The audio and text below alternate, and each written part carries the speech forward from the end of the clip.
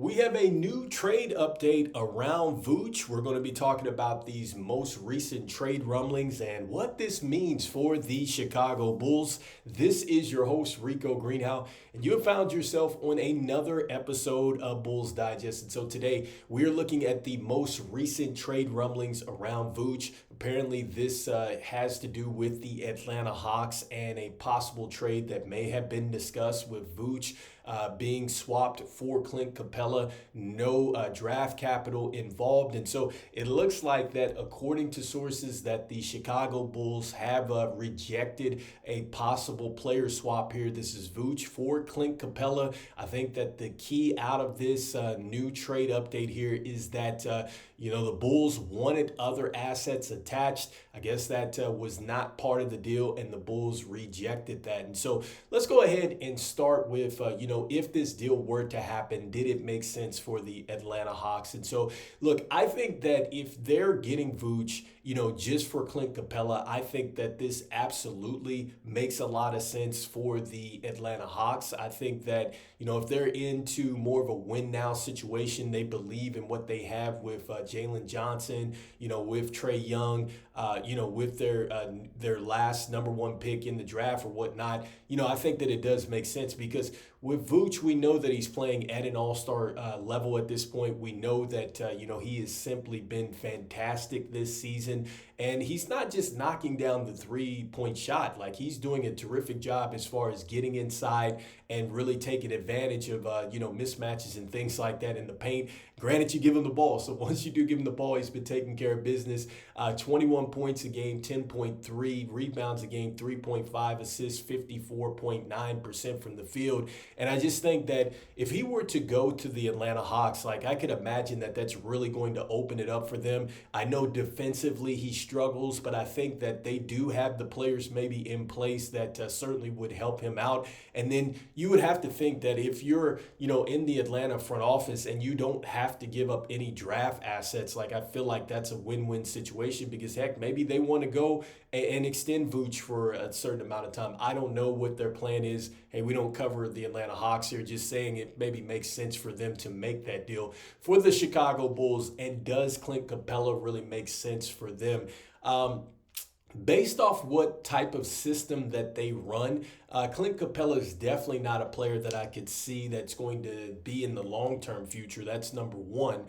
He's one of those players that is a traditional center that is going to be, more of a pick-and-roll type of player. He's obviously going to be able to catch the lobs if necessary. He does block shots and things like that.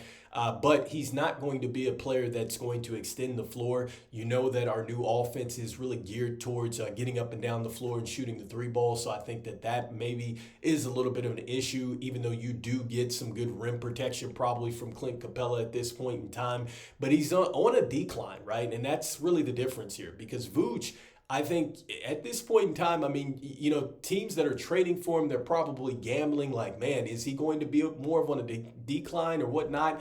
And look, even though Vooch is kind of cooled down a little bit, you still see that there's some real value with Vooch because he can extend the floor. He can also go in the paint. And look, even if he's not shooting at a super high rate from downtown, it's still going to be enough to really help you get some wins. With Clint Capela, look, there's some other things that you have to have in place. And so with his 9 points a game, 9 rebounds a game, 57.3%, for the short term, I guess it gives the Bulls some size.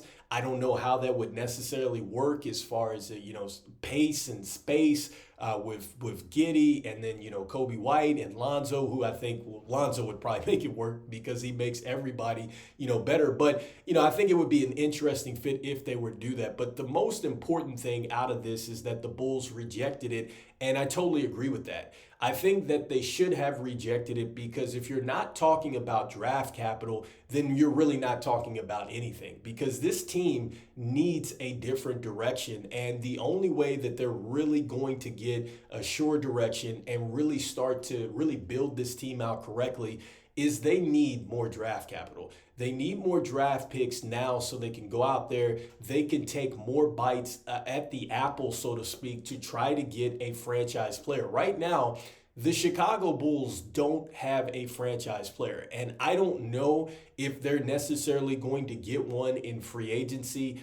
I'm not sure that they would necessarily acquire one via a trade. I've said this before that there's not going to be one trade that is going to really set this franchise, as far as like, okay, now we drastically start winning 20 games or so. It's going to help your direction. Don't get me wrong. Like if you were to just move and make this deal here, like it does immediately say like, hey, we are just trying to get people out of the way. We want to go ahead and just immediately just go to a straight rebuild. But I think that if you're going to do that, you have got to tear down the roster with a purpose, with a plan. And I think when you're doing that, you need the draft capital. I think that that is super important. And this brings us to another thing as well. Maybe this particular trade, if this is reportedly true or whatnot, then this maybe tells you that the Bulls are just in a situation where they're just not going to sell low on their assets. I think that if they were to do a deal like this,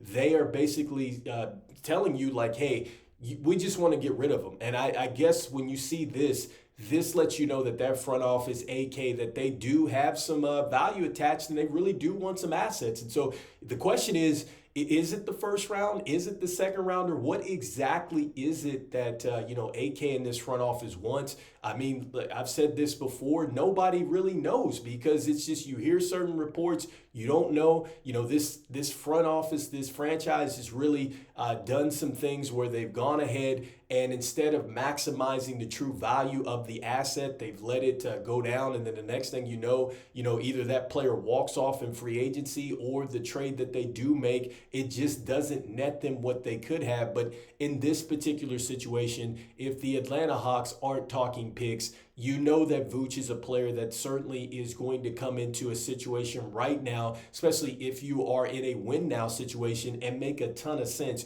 You do not release him for no draft picks. I mean, I get the expiring contract deal, but I would much rather have Vooch on contract with me and then figure it out versus to go out there and sell low on him. And that's the same thing for Zach LaVine. Look, Zach LaVine's contract, I think, becomes a bit more manageable as time goes along. And also, too, it becomes a bit more of a reality for a team to go out there and really trade for him as well, as long as he continues to play at this level. I think that both players have really turned the page. I really do. I'm betting on just Vooch and LaVine. I think that they are going to continue to play at a high level, and I think that they're going to relatively stay healthy as well. And I just think that the Bulls just have got to stay patient. I know you need to, make a deal to really get yourself in the right direction.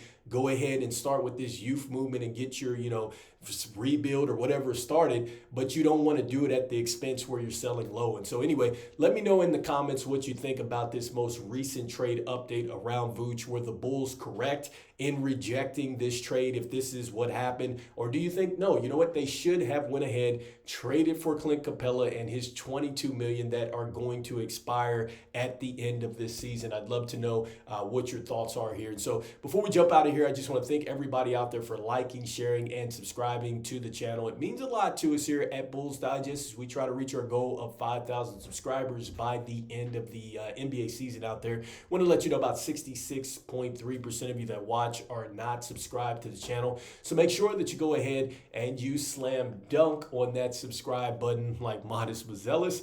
And look, I'm saying this again, regardless of what the Chicago Bulls are going to do via trade, it's not going to be one trade that really solves it all. I think that these trades are just kind of unknotting the mess that the Chicago Bulls have. And the bottom line is you need the draft capital. You need that in order to really fix this thing for the whole. I'm hoping that this team really has the plan with the draft capital, with moving these pieces, and now we can get a team back that is actually in contention again. And I'm talking about like winning titles, not just, hey, we qualify for the playoffs every year outright and we're not in a play-in situation. I'm talking about legitimately they have a chance to actually compete for the world championship. I would love to see that again. And so anyway, let me know in the comments what you think about this trade information. I'll see you guys on the next one. Go Bulls.